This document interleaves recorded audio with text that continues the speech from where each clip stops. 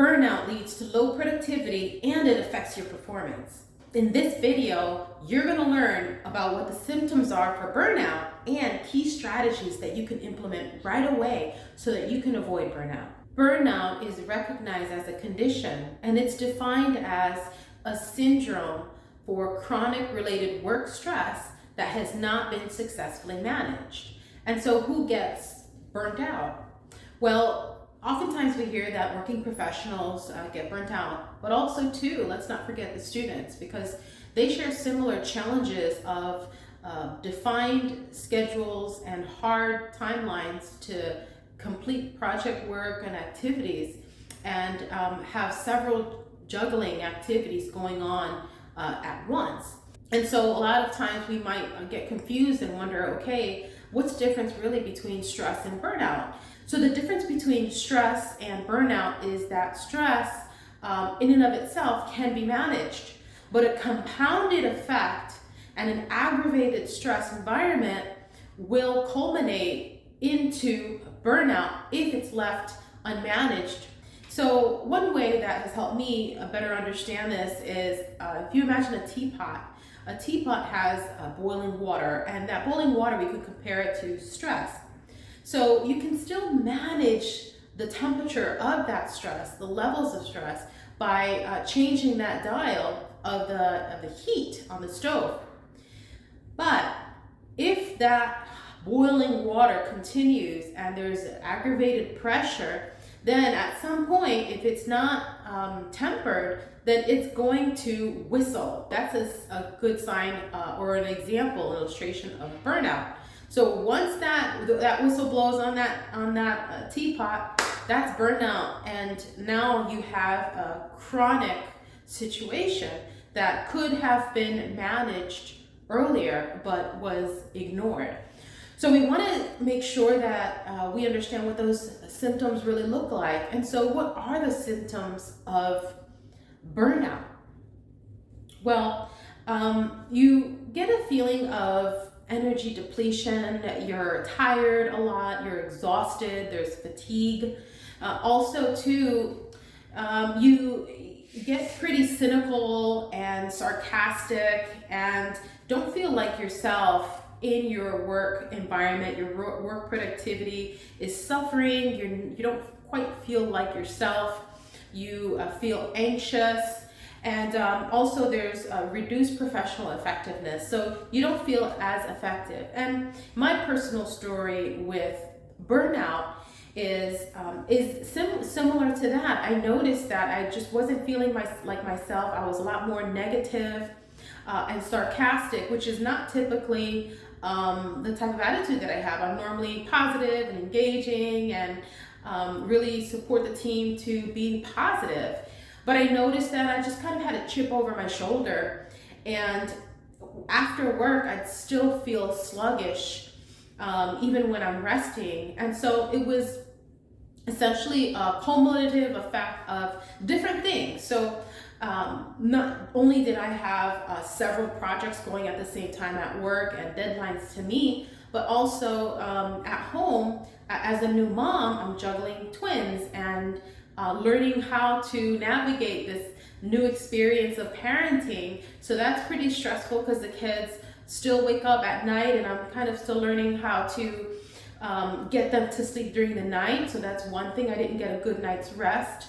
I have not gotten a good night's rest consistently, and that was further aggravated by my husband's surgery. He has a ACL surgery, so he was out of pocket for several weeks, and so that put a lot more burden on me at home for caretaking and then caring for a sick family member. So all of these things just kind of one on top of the other, and it just kind of imploded to the point where then my immune system was shot, and then I ended up getting sick.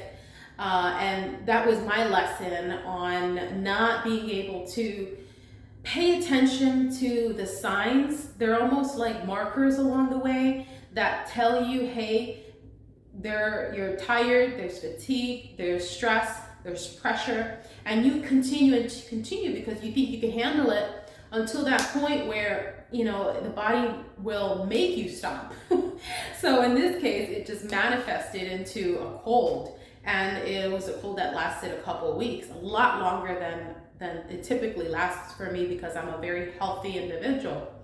So I'm sure this has happened to a lot of us, and that's why I wanted to share this experience with you and just make it okay to talk about burnout so that we can begin that conversation and that dialogue and more effective ways to reduce that, to bring awareness to this, and then also ways that we can, as a community, mitigate this and support each other along the way so that we don't get to this point because it's so unnecessary. So there are many strategies that effectively help us to reduce burnout and make sure that it doesn't happen. Or if we are burnt out, ways that we can implement a few things to help us get through. So the first is introducing more work-life balance. And remember, we don't live to work, we work to live.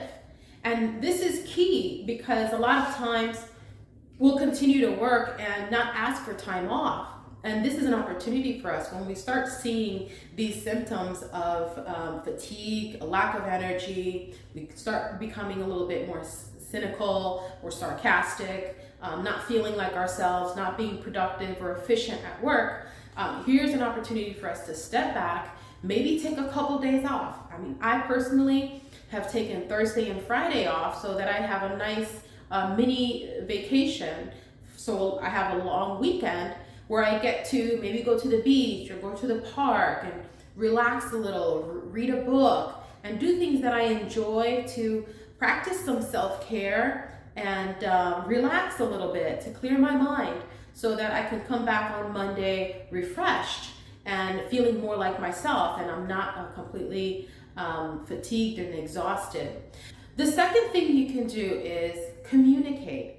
Communicate your concerns with your manager. Maybe there are creative ways to handling more balance in your schedule. So maybe your manager can delegate some projects to someone else for a period of time, or maybe you're just completely overwhelmed and that's something that is not temporary but a more permanent solution that will support you because you're over allocated with projects. So be honest and be transparent, communicate with your manager, because you never know the avenues that they can take in order to support you, and they will do so for high performers and individuals that really support the organization. The third strategy that will really support you and help you against burnout would be something that you would implement after you've tried the first two strategies, right? So let's say you've taken a couple weeks of your vacation to de-stress, and you come back, and then you realize it goes back into that same routine and that rut, and you fall back into a high pressure environment and burnout. And let's say you've also communicated your concerns with your manager and requested that some projects be delegated or shifted around to better support you. Maybe you have the same expectations of projects, but the deadlines you're requesting that they shifted a little bit to better accommodate your capacity. If those two things haven't worked, then maybe it's time for you to move on. Maybe that particular role is not the right fit for you.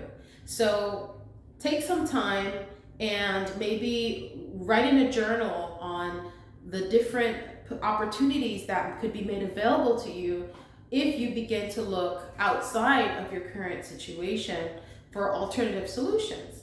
So looking for another job is honestly the best thing for you if that's not the right fit. The fourth strategy would be practicing mindfulness. And mindfulness has really become a trend, and it's great that more people are aware of this as a therapy to be able to help mitigate the effects of a lot of stress and to avoid burnout.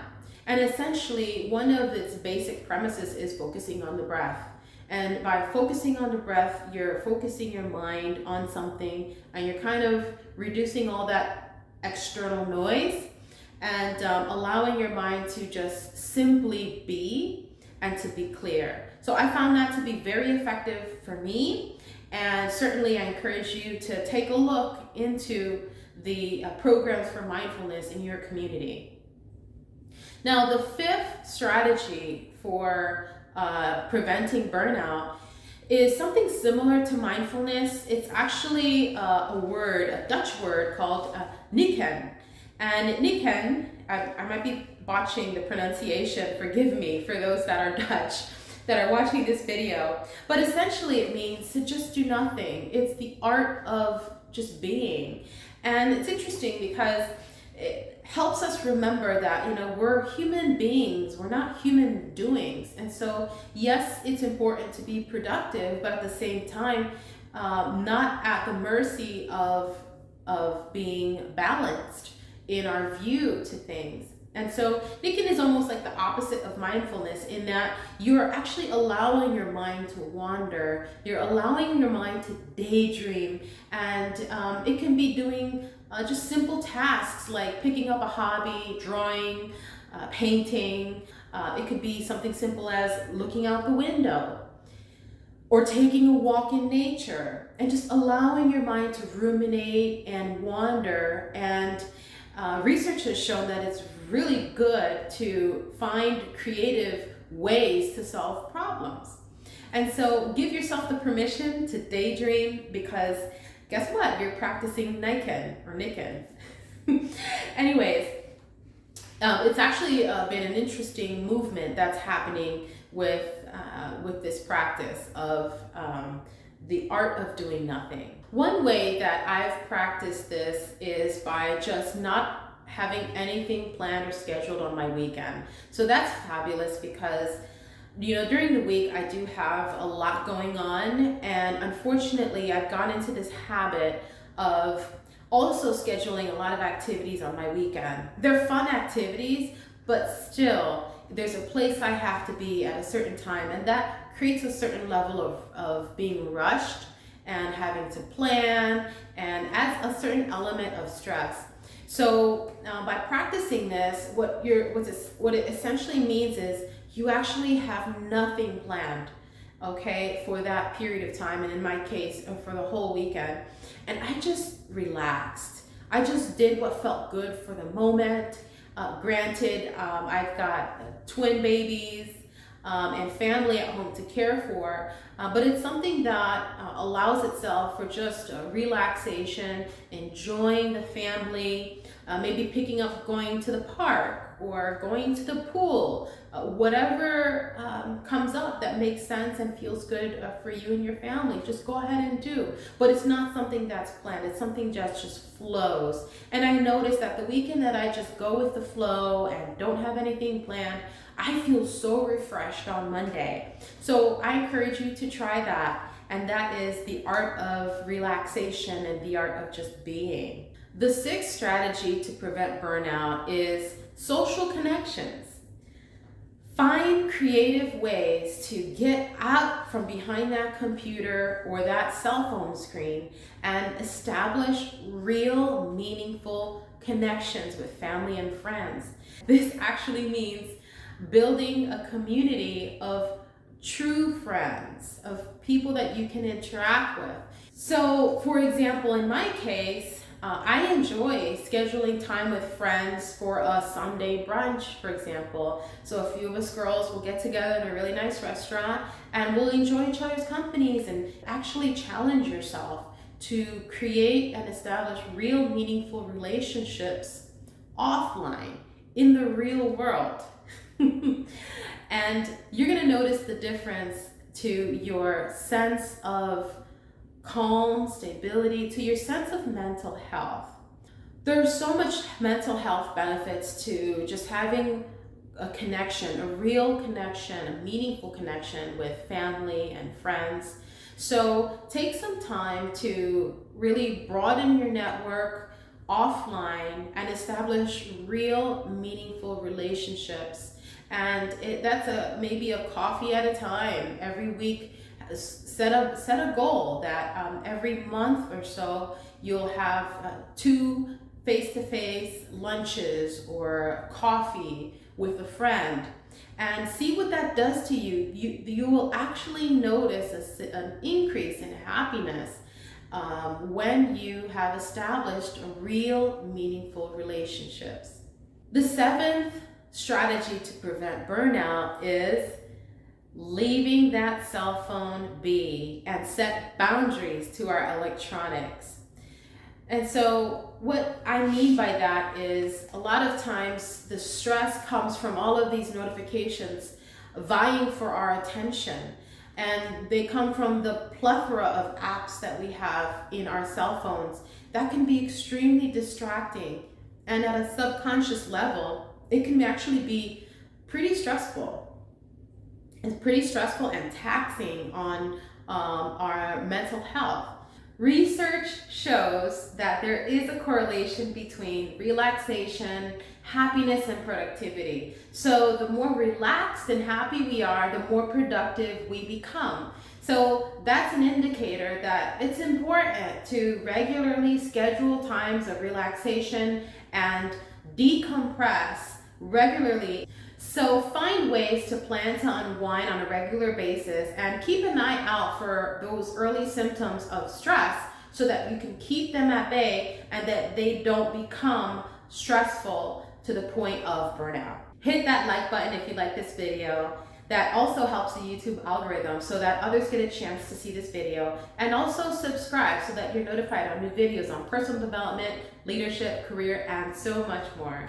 Click on the link below to enroll in the Goal Setting Masterclass. It really has everything you need to map your goals, to strategize and identify what your values are, your vision, mission, strategic SMART goals, and an action plan. And this is across all areas of your life.